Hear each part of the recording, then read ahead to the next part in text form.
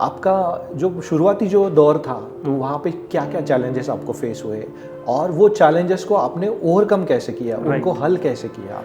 क्योंकि हमारे यहाँ पर कैसा होता है कि नॉर्मल एक ज़मीन होता है, उस पर घर बनाते हैं। यहाँ पर आके वो अपार्टमेंट सिस्टम और ये सब जो चीज़ें हैं वो आके सीखा। तो मुझे धीरे धीरे मैंने 10 सालों में बहुत कुछ सीखा यहाँ पर आने के बाद। आपकी ये जो मेहनत है हाँ, ये कैसे बदलाव लाती है? बिल्डर और कस्टमर के बीच का जो है जो पार्ट है, वो जो ब्रिजिंग जो फिलिंग करता है वो चैनल पार्टनर ही करता है। चैनल पार्टनर से अगर हम बुकिंग करते हैं या फिर कन्वर्ट करते हैं वो डील, राइट। तो हायर अमाउंट चार्ज होता है, ऐसा कुछ है? देखिए वैसा तो कुछ होता नहीं आज के टाइम। देखिए ट्रेंड तो अभी आपको मैंने बताया कि अभी जो ट्रेंड जो चल रहा है बड़े फ्लैट्स का ही चल रहा है।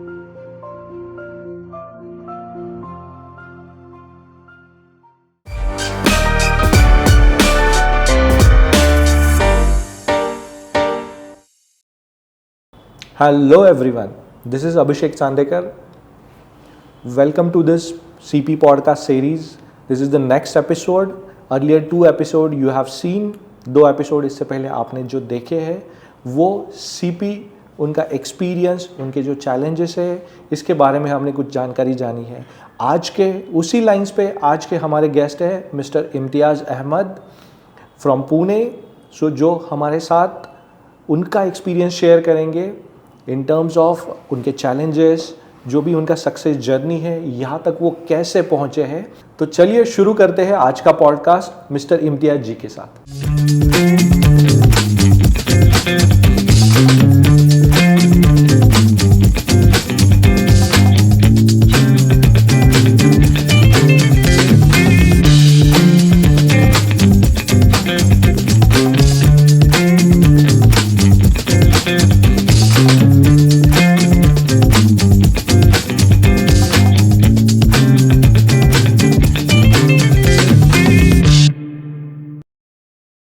इम्तियाज़ जी, आपका स्वागत है ये पॉडकास्ट में।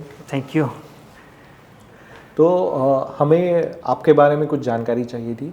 आप यहाँ पे पूना में कैसे आए, आपने रियल एस्टेट इंडस्ट्री ही क्यों चुना, और ऊपर से आपने चैनल पार्टनर का जो प्रोफेशन है वो क्यों चुना? राइट। थैंक यू मैं करना चाहूँगा सबसे पहले इंजीनियर हौजान का कि जो उन्होंने पॉडकास्ट में मुझे इनवाइट किया यहाँ पे। और कैसा होता है ना कि मेरी जो जर्नी जो शुरू हुई है, एक्चुअली जर्नी मेरी शुरू हुई है दिल्ली से हुई थी। मैं एक्चुअली वहाँ पे जॉब कर रहा था इंश्योरेंस सेक्टर में। मैं वहाँ पे कोटक में ज्वाइन किया, फिर उसके बाद फिर मैं स्टार हेल्थ में किया। फिर वहाँ से फिर मुझे मेरे फ्रेंड का मुझे कॉल आया कि यहाँ पर आ जाओ। उसने नया बिजनेस अपना सेटअप किया था। फिर एज अ मैं वहाँ पे अपने फ्रेंड के साथ में एज ए एम्प्लॉय मैंने वहाँ पे ज्वाइन किया। मुझे लगभग 8-9 साल हो गए हैं मुझे यहाँ पे पुणे में रहते रहते as a real estate industries में। तो देन जाके फिर मैंने उसको इतना शुरू किया और आज जाके फिर मेरी अपनी खुद की कंपनी है। लेकिन एक सवाल ये आता है कि आपने रियल एस्टेट ही क्यों चुना? राइट।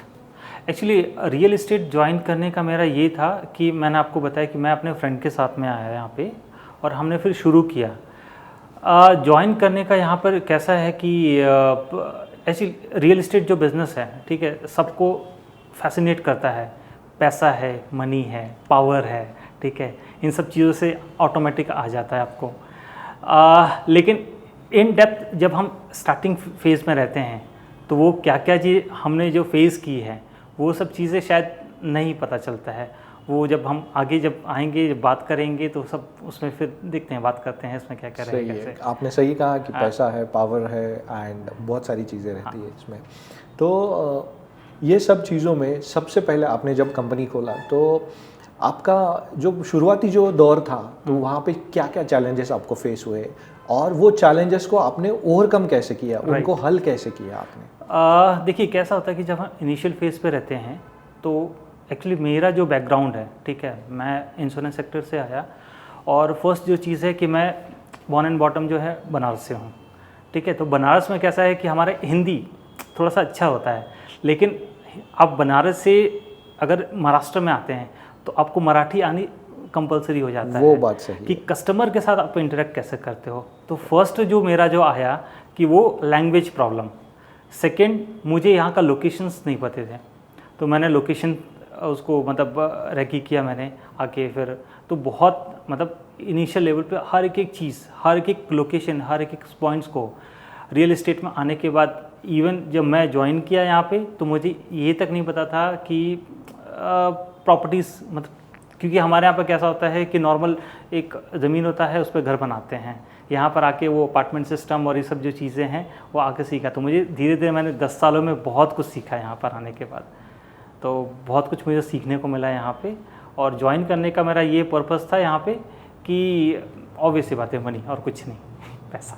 चलो ये तो सही बात है कि रियल एस्टेट वर्ल्ड का सेकंड लार्जेस्ट सेक्टर है जहाँ से आप पैसा बना सकते हो। Right, first one is a share market and second is a real estate sector. ये बात तो सही बोला है आप कितने सालों से इंडिया जी? जैसे मैंने आपको बोला अभी कि मैं 8-9 साल से यहाँ पे पुणे में हूँ। आई थिंक 2016-17 के अराउंड जो मैं यहाँ पर आया था, और धीरे धीरे करते करते मुझे 8-9 साल हो गए हैं यहाँ पे।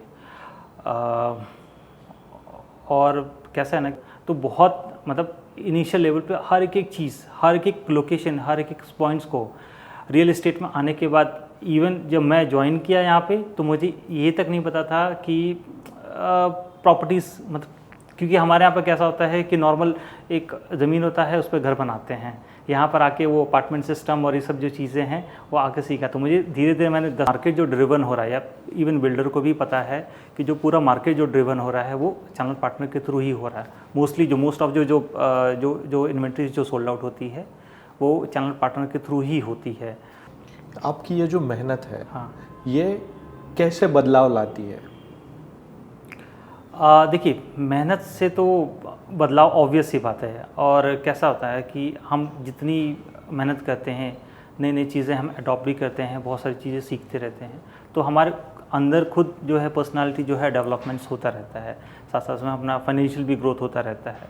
तो ये तो मेरे साइड से तो है ही। हाँ, समाज के लिए आप बोल रहे थे, समाज के लिए कैसा, देखिए चैनल पार्टनर का काम क्या होता है, एज अ ब्रिजिंग का काम करता है। बिल्डर और कस्टमर के बीच का जो है जो पार्ट है, वो जो ब्रिजिंग जो फिलिंग करता है वो चैनल पार्टनर ही करता है।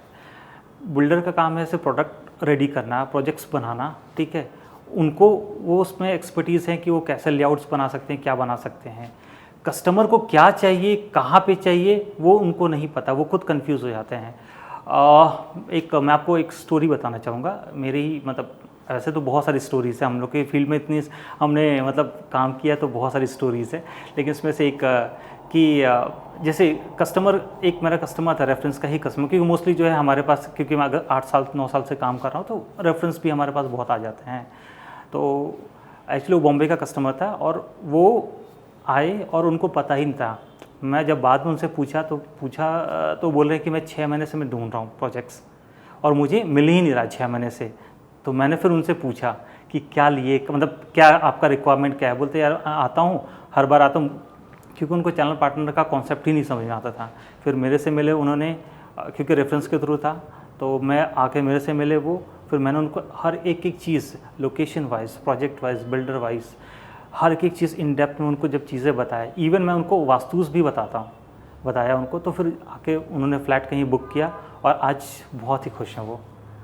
बहुत अच्छा, मतलब 6 महीने से बंदा 6 महीने के बाद प्रॉपर्टी ढूंढ रहा है and he was not getting the property, right. और आपने उनको और बहुत कंफ्यूज थे वो। तो मतलब आपका जो एनालिसिस है वो काम में आ गया यहाँ Right, पे, right, मतलब इन टर्म्स ऑफ बिल्डर है, प्रोजेक्ट्स है, जो भी पैरामीटर्स है, जो लेआउट्स है, वो सब चीज़ें आपने इन डेप्थ उनको नॉलेज है। That is very great thing which you have done. Thank you.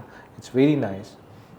And और एक चीज़ मुझे एक क्वेश्चन आ रहा है कि इंश्योरेंस से लेके चैनल पार्टनर तक ये जो 10 साल का जो जर्नी है, आप इसको कैसे रिलेट करते हो? इंश्योरेंस में जो रहता है चीज़ें, वो थोड़ी चीज़ें ये रहता है, मतलब जो टिकट साइज रहता है वो छोटा रहता है as compare to real estate. So इसमें छोटे टिकट साइज से लेके बड़े टिकट साइज तक का आपका क्या व्यू था?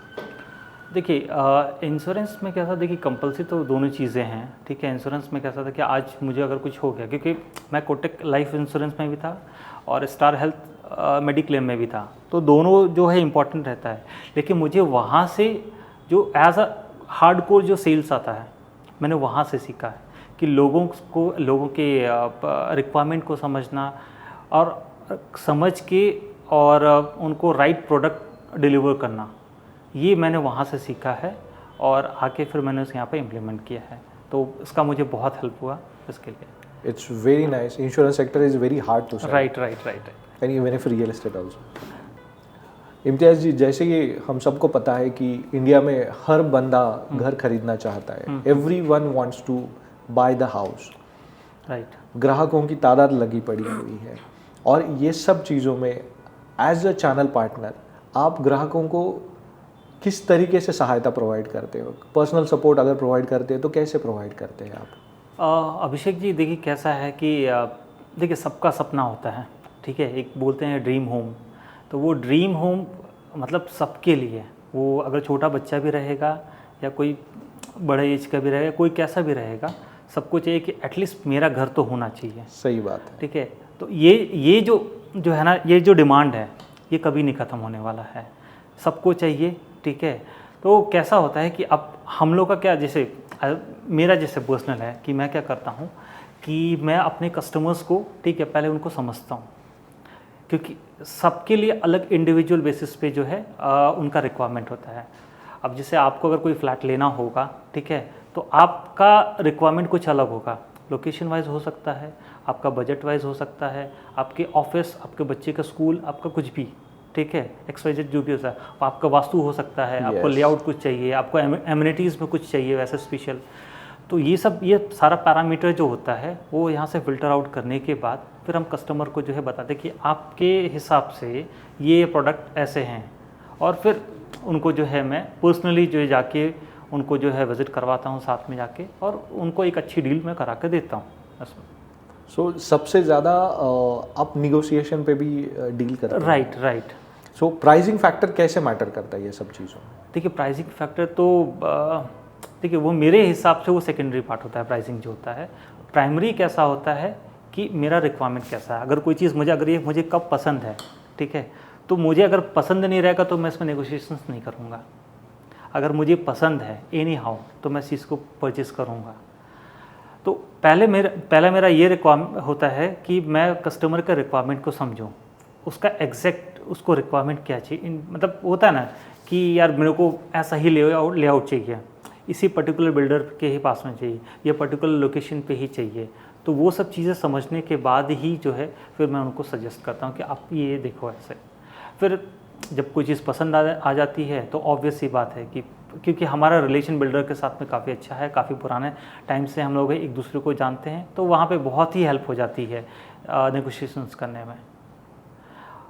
आई थिंक मुझे डिस्क्लोज़ नहीं करना चाहिए प्राइसिंग वगैरह, लेकिन है ऐसे बहुत सारे कस्टमर्स जो हैं कि उनको बहुत खुशी मिली है। अगर उनके लिए अगर 2 लाख 3 लाख भी अगर नेगोशिएट हो जाता है तो उनके लिए एक बड़ा अमाउंट होता है। वो बात सही है। 2 लाख 3 लाख बहुत ज़्यादा अमाउंट होता है हर एक इंडिविजुअल के लिए, those who are the salaried person या फिर इन्वेस्टर्स रहते हैं।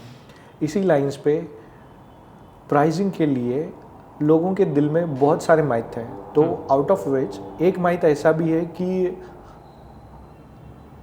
चैनल पार्टनर से अगर हम बुकिंग करते हैं या फिर कन्वर्ट करते हैं वो डील, राइट, तो हायर अमाउंट चार्ज होता है, ऐसा कुछ है? देखिए वैसा तो कुछ होता नहीं आज के टाइम पे। अगर आप मेरे से 10 साल पहले बात करते हैं, 8 साल पहले बात करते, तो उस टाइम पे मे भी हो सकता था कि वो ऐसा कुछ रहता है कि विदाउट चैनल पार्टनर या विद चैनल पार्टनर का रेट अलग हो सकता था उस टाइम पे कि यार मतलब चैनल पार्टनर के साथ में आया तो 100 रुपये एक्स्ट्रा लगा दो, मतलब होता है। लेकिन आज के टाइम पे ऐसा नहीं होता है। एक तो हो गया एक फिक्स प्राइस पॉलिसी हो गया है आज के टाइम पे। मोस्टली जितने भी अच्छे रिनॉन जो डेवलपर्स हैं उन्होंने एक फिक्स प्राइस रखा है, डिस्काउंटेड देता है कि आपको ये डिस्काउंट मिलेगा, तो आप चैनल पार्टनर के साथ आओ या फिर अकेला इंडिविजुअल है, उससे थोड़ा बहुत का फ़र्क आता है। रेट थोड़ा सा कम ही आता है हमारे साइड से क्योंकि हमारा रिलेशन है। आप उसको वैसे समझ सकते हैं, आप होलसेल में ख़रीद रहे हैं या रिटेल में ख़रीद रहे हैं, वो दोनों में बहुत फ़र्क आ जाता है। हमारा कैसा है कि हम AOP साइन करते हैं बिल्डर के साथ में, तो हमें स्पेशल डिस्काउंट्स मिल जाते हैं। अगर आप इंडिविजुअल जाओगे, रिटेल पे जाओगे, थोड़ा सा आपको महंगा पड़ेगा, तो ये बेनिफिट्स आपको मिल जाता है। प्लस इसके साथ में प्राइसिंग के अलावा आपको एग्जैक्ट क्या फ्लैट चाहिए, कौन सा फेसिंग में चाहिए। कैसा होता है ना कि बिल्डर घर तो बना देता है, लेकिन ऐसे बहुत सारे कस्टमर्स, अब हाँ एक एग्जांपल मुझे याद आ गया इससे कि मेरे कस्टमर थे, उन्होंने बिल्डर का मैं नाम नहीं लूँगा, उन्होंने एक हिंजवाड़ी में मतलब प्रॉपर्टी ली मेरे से। मतलब मेरे से तो नहीं ली, मेरे से उन्होंने देखी बहुत सारी प्रॉपर्टी, उन्होंने मेरे साथ बुक नहीं किया। जब उनको पोजीशन मिला बाद में समझ में आया कि उनको जो फ्लैट जो दिया था वहाँ पे धूप ही नहीं आती है। तो मैंने पूछा ऐसा क्यों, तो बोलते कि नॉर्थ फेसिंग था। तो मैं बोला कि ये चीज़ तो मैं आपको कब से, और स्टार्टिंग में उनका था कि मेरे को घर में धूप चाहिए, लेकिन जब उन्होंने फ्लैट बुक किया अकेले जाके बिल्डर के साथ में, क्योंकि देखिए क्या होता है ना कि सबको बेचना है माल, और उन्होंने जाके प्रॉपर्टी देखी, पसंद आया, सब कुछ, प्रॉपर्टी अच्छी है नो डाउट, लेकिन आप वैसा भी रहेगा कि कोई साउथ साइड में रहेगा, कोई नॉर्थ साइड में फ्लैट बनता है, वो नहीं कर सकते आप। लेकिन उन्होंने जब फ्लैट लिया फिर बाद में उनको रिग्रेट फील हुआ कि यार अच्छा होता कि शायद तुम्हारे साथ जाता और आप एक अच्छी इन्वेंट्री मुझे बता पाते। कि ये बहुत सही बात बोला कि देखिए क्या होता है ना कि हमारा काम सजेशन देना होता है, राइट। कि आप कौन से फेसिंग पे घर ले रहे हो, ठीक है। वास्तुस क्या होते हैं बहुत लोगों को नहीं पता वास्तुस के बारे में, लेकिन मैंने थोड़ा सा कोर्स वगैरह भी किया है इस पे वास्तु पे। तो कैसा होता है ना कि ये मैं कस्टमर को मैं बता पाता हूँ, सिर्फ रियल एस्टेट से रिलेटेड नहीं है, प्लस हमारा फाइनेंशियल भी हमने जो है बैंकिंग से भी जो है कुछ कोर्सेज किए हैं, तो आपका फाइनेंस बेसिक जो नॉलेज होता है वो सब चीज़ें हम आपको बता देते हैं। प्लस आपको वास्तु में क्या चाहिए, आपकी एंट्री क्या चाहिए, किचन कहाँ पे चाहिए, क्या चीज़ जैसा आपके वास्तु के हिसाब से, वो सब चीज़ें हम आपको बता पाते हैं। ये आपको कोई भी बिल्डर नहीं बताएगा, ये आपको चैनल पार्टनर ही बताएगा। करेक्ट। वो बेसिक आपको इन्फॉर्मेशन बताए, सर आपको एंट्री इसका ईस्ट वेस्ट है, लेकिन एंट्री ईस्ट है या वेस्ट है वो नहीं बता पाएगा। इसमें धूप आएगी नहीं आएगी वो नहीं पता पाएगा, क्योंकि जो इन्वेंट्री बची रहेगी बिल्डर तो वही बेचेगा ना।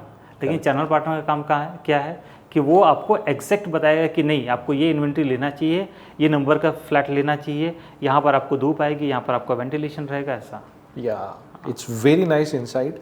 इसमें से मुझे एक वर्ड याद आ रहा है, it's a customer centric consultation आप दे रहे हो। राइट। वो बहुत अच्छी चीज़ है जो कस्टमर के साथ वो आपके साथ नहीं गए and they lose with the benefit कि जो सनलाइट नहीं आ रहा था, डे लाइट नहीं आ रहा था, दैट इज एवरीवन्स नीड। हर एक के घर में डे लाइट्स आना जरूरी है।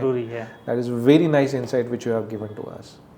बहुत अच्छा लगा ये चीज़ जान के। इम्तियाज़ जी, जैसे ही आपने बोला कि आप वास्तु के बारे में जानते हो, तो हमें कुछ वास्तु के बारे में थोड़ा जानकारी दे देते हैं, तो हमारे व्यूअर्स जो है, तो व्यूअर्स को भी पता चलेगा कि क्या करना चाहिए, क्या चीज़ें हैं और कैसे इसको आगे लेके जाते हैं। ओके, देखिए कैसा है ना कि अगर एंशिएंट हिस्ट्री में जाते हैं आप, ठीक है, तो वास्तु हमारा आज से नहीं है, वो एंशिएंट टाइम से है, ठीक है, बहुत लंबे समय से है। लेकिन हम अब इसको थोड़ा सा इंट्रोड्यूस करना शुरू किए हैं क्योंकि हम फ्लैट सिस्टम में रहते हैं। पहले ज़मीन पे घर रहता था, ठीक है, तो ऑब्वियस ही बात है, ज़मीन भी हमारी, छत भी हमारा, तो धूप हमें मिल ही जाता था, हवा में मिल जाता था। लेकिन अभी कैसा फ्लैट सिस्टम में कैसा है कि न छत हमारा है, न ज़मीन हमारी है, सिर्फ घर हमारा है। ये तो 100% बात सही बोले। तो कैसा होता है ना कि ये सब चीज़ें बहुत मैटर करता है। सनलाइट आपके घर में प्रॉपर आना चाहिए। सनलाइट से क्या होता है कि आपके घर में हाइजीन मेंटेन रहता है। आपका जो किचन वाला एरिया हो गया, आपका वॉशरूम्स वाले जो एरिया होते हैं, वो अगर हमेशा जो है वो थोड़े से वेट रहते हैं। वेट की वजह से क्या है, वहाँ पे बैक्टीरिया आते हैं। इसीलिए जो वास्तु का जो इंट्रोड्यूस हुआ है हमारे रियल एस्टेट में या फ्लैट सिस्टम में, क्योंकि वो उसके वजह से ही हुआ है कि अगर हमारे घर में अगर सनलाइट नहीं आती है तो वो एक रहेगा कि यार हाइजीन मेंटेन नहीं होगा, फिर उसे अलग अलग टाइप की बीमारियां आ जाएंगी। सेकंड जो चीज़ है, विंड फ्लो, आपके घर में फ्लैट में हवा आनी चाहिए। ये दो चीज़ों का सबसे बड़ा इंपॉर्टेंट आता है हमारे फ्लैट के सिस्टम में।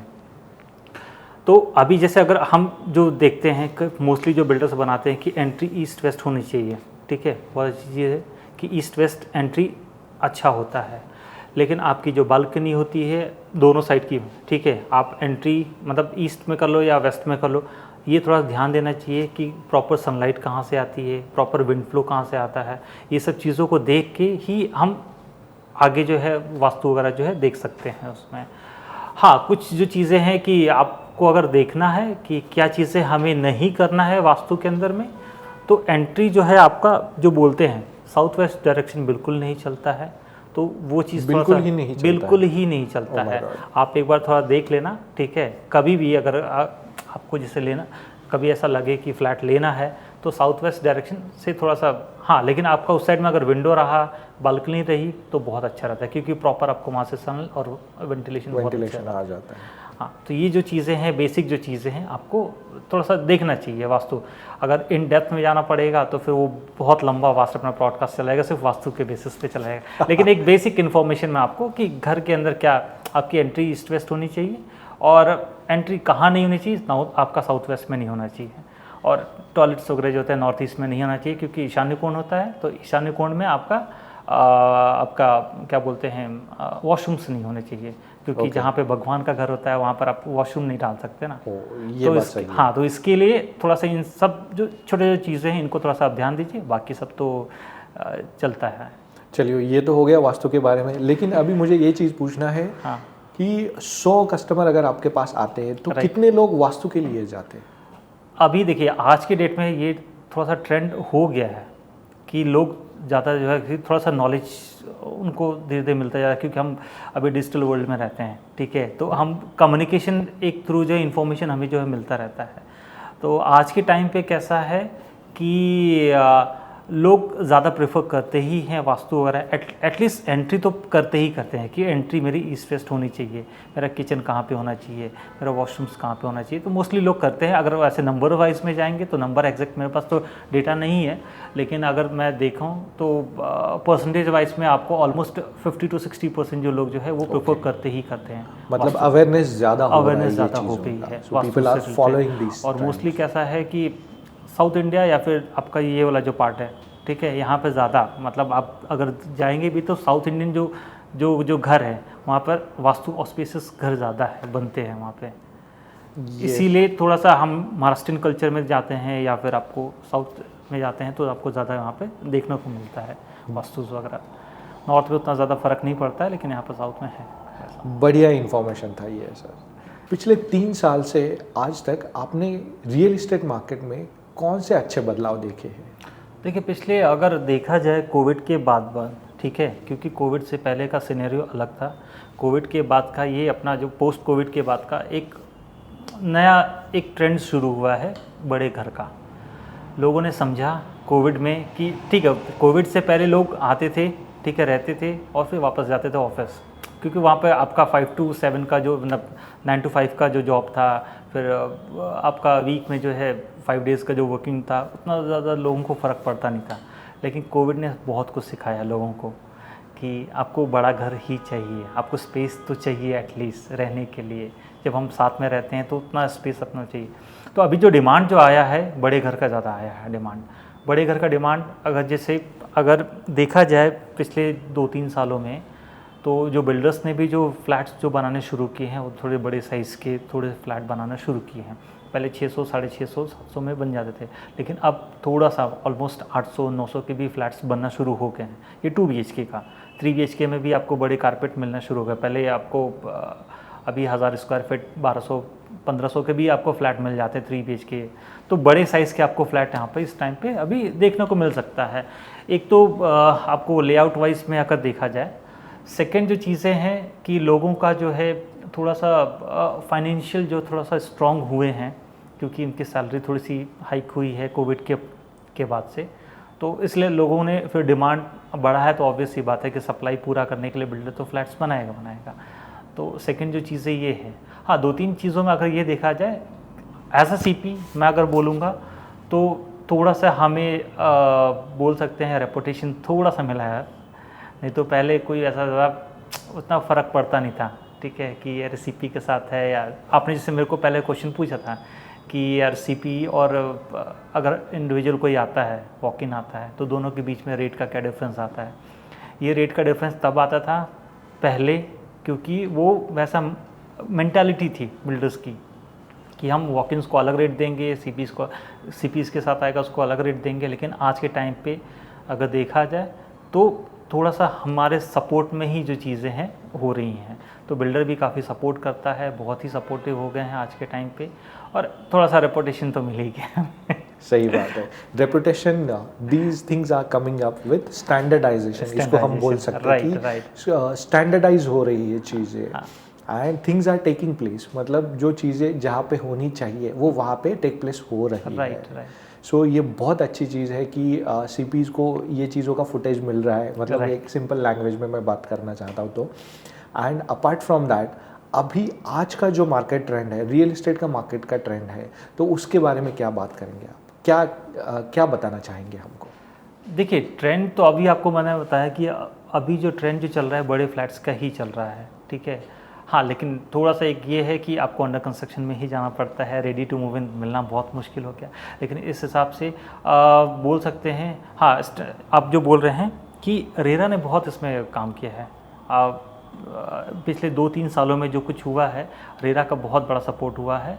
क्योंकि पहले कैसा होता था कि चैनल पार्टनर, आपने एक रेरा नंबर निकाला, आप चैनल पार्टनर बन गए। लेकिन आज के टाइम पे आपको इतना आसान नहीं है। आपको पहले आपको ट्रेनिंग लेना पड़ेगा, फिर आपको एग्ज़ाम देना पड़ेगा, देन आपको जो है रेरा सर्टिफिकेट्स मिलेगा।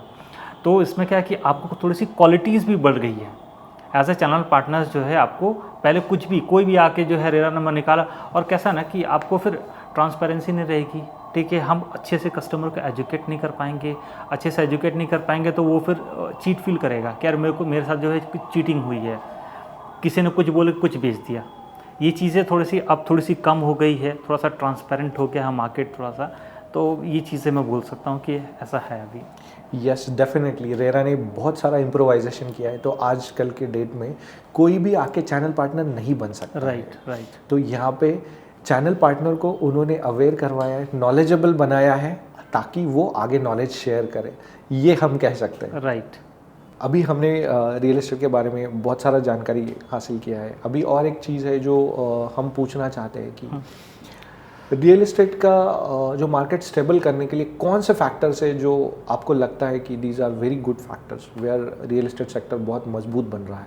ओके, अभिषेक जी, आपको जैसे कैसा होता है ना कि जो रियल एस्टेट जो मार्केट है, ठीक है, ये इससे जुड़े और भी बाकी सेक्टर्स भी हैं, ठीक है। जैसे आपका इंफ्रास्ट्रक्चर हो गया, आपका आईटी सेक्टर हो गया, आपका ऑटोमोबाइल सेक्टर हो गए। अगर यहाँ पर आपको जॉब की अपॉर्चुनिटीज़ ज़्यादा मिल रही है तो ऑब्वियस ही बात है कि आपका डिमांड बढ़ जाएगा, ठीक है। तो जिस डिमांड को फुलफ़िल करने के लिए फ्लैट्स बनेगा तो फ्लैट बिकेगा, तो आपका रियल एस्टेट थोड़ा सा मजबूत होगा, ठीक है। फर्स्ट चीज़ आपका ये हो गया। सेकंड जो चीज़ें होता है कि जो रेरा ने जो किया है, जो ट्रांसपेरेंसी रखने के लिए, ठीक है, कि कहीं लिटिगेशंस तो नहीं है, कहीं आपका जो है कोई प्रोजेक्ट्स फंसा तो नहीं है, और एजुकेट करने के लिए, इवन आपको जो है कस्टमर को भी एजुकेट करने के लिए बहुत ही सारे जो वहाँ पे काम हो रहे हैं, ठीक है। तो और हम जैसे चैनल पार्टनर होते हैं, हम क्या करते हैं, अपने कस्टमर को एजुकेट भी करते हैं। रेरा से रिलेटेड हो गया, प्रोजेक्ट से रिलेटेड हो गया, पोजीशन बिल्डर से रिलेटेड। तो उससे क्या है, आपको ट्रांसपेरेंसी बनती है। ट्रांसपेरेंसी बनेगी, आपको जो है आपका कॉन्फिडेंट आएगा, उससे आपका जो है ये जो सेक्टर जो है काफ़ी मजबूत भी होता है। क्योंकि आपका इसमें बोल सकते हैं कि अगर आपको ट्रस्ट आएगा तो ही आप फ्लैट लोगे, नहीं तो नहीं ले पाओगे। तो इससे आपका जो है ये पूरा सेक्टर इसके वजह से फिर थोड़ा मजबूत भी होता है। और इंफ्रास्ट्रक्चर ऑब्वियस सी बात है, क्योंकि आसपास जो है आपको मेट्रो की कनेक्टिविटी मिल जाती है, रिंग रोड का काम चल रहा है। तो ये जो चीज़ें हैं, आपका इंफ्रास्ट्रक्चर डेवलप होगा तो आपका रियल एस्टेट भी बूम करेगा और स्टेबल होगा वो। Very nice insight sir, these are the factors very essential. Right. Imtiaz ji, अभी हमें एक चीज़ बताइए कि ये जो नया रियल एस्टेट मार्केट है अभी के डेट में, इसके आगे आप कुछ सुझाव देना चाहेंगे या फिर कुछ पॉइंट ऑफ व्यू है आपके कि आगे ऐसी चीज़ें होनी चाहिए? आप रियल एस्टेट से रिलेटेड बोल रहे हैं या फिर चैनल पार्टनर के थ्रू बोल रहे हैं? मतलब it's through the channel partner also and from the real estate perspective, दोनों ही तरफ से जो भी सजेशंस है आप सजेस्ट कर सकते हैं। ठीक है। कैसा है ना कि अभी रेरा ने बहुत अच्छा जो है अभी काम करना शुरू किया है। क्योंकि हम लोग जब ट्रेनिंग ले रहे थे उस टाइम पे, तो उन्होंने बताया कि अभी 2025 या 26 के आसपास में ऑलमोस्ट ट्राई कर रहे हैं वो लोग कि ऑटोमेट मोड पे आ जाए। लेकिन इसके लिए कैसा है ना कि आपको चैनल पार्टनर्स को, बिल्डर्स को और कस्टमर को, तीनों को एजुकेट करना बहुत ज़रूरी है। अभी कैसा है कि वो एजुकेट प्रॉपर तरीके से नहीं है, ठीक है। एक बार एजुकेट हो गए, ठीक है, तो वो कैसा है कि सिंक हो जाएंगे सब एक साथ में। तो उससे क्या होगा कि आपको एक तो आपकी पोटेंशियल बढ़ जाएगी, ठीक है, फर्स्ट जो चीज़ें हैं। सेकंड जो चीज़ें हैं, अगर एजुकेट होने से क्या होता है कि एजुकेट करने से मेरा ये है कि सबसे पहले कस्टमर चैनल पार्टनर को जो है एजुकेट करे। मतलब चैनल पार्टनर जो है कस्टमर को एजुकेट करे कि उसको क्या लेना चाहिए, क्या नहीं लेना चाहिए, आपके राइट्स क्या हैं, आप को क्या क्या करना चाहिए, आपको प्रॉपर्टी देखने से पहले क्या क्या चीज़ें करनी चाहिए, वो सब चीज़ें पहले एजुकेट करना चाहिए। और देखिए कैसा है कि मेरे हिसाब से अभी जैसे बाकी आप दुबई की बात कर लेते हैं या फिर कनाडा यूएस के, मेरे कुछ जो फ्रेंड्स हैं जो वहाँ पर रहते हैं, तो वो उन्होंने मुझे बताया कि वहाँ पे कैसा होता है कि अगर किसी को प्रॉपर्टी लेनी है तो वो चैनल पार्टनर के थ्रू ही जाते हैं या कस्टमर के, मतलब डायरेक्ट नहीं जा सकते को, मतलब बिल्डर्स उनको एंटरटेन ही नहीं बिल्डर डायरेक्ट उनको एंटरटेन करता ही नहीं है। ओके। तो ये चीज़ें मैं चाहता हूँ पर्सनल लेवल पे ऐसा कुछ आना चाहिए। ऐसे आने से क्या होगा कि इंडिया में जॉब की जो अपॉर्चुनिटीज़ है वो बढ़ जाएंगी, ठीक है, और अपॉर्चुनिटीज़ बढ़ेंगी तो यहाँ की जीडीपी भी बढ़ेगी। अब डायरेक्टली जाता है कोई कस्टमर, कोई डायरेक्टली जाता है, एक तो पहली बात मैंने आपको स्टार्टिंग में बताया कि वो 6 महीना देखने के बाद भी उसको कन्फ्यूज़न था कस्टमर को कि ले कहाँ पे ले क्या नहीं ले। लेकिन अगर वो चैनल पार्टनर के थ्रू जाता है, ठीक है, तो वो उसको पता रहेगा। मैंने तो ऐसे भी कस्टमर को मैंने बुक कराया जो विद इन डेज़ में, मतलब स्पॉट पे बुकिंग कराया है। लेकिन उनको उससे पहले स्पॉट पे बुकिंग कराने से पहले उनको पहले एजुकेट करना पड़ता है कि आपको प्रॉपर्टी लेनी है, कहाँ पे लेनी है, क्या आपको क्या क्या चीज़ें पैरामीटर्स जो है सेट करना है, उसके बाद ही आप जाके बुक करो।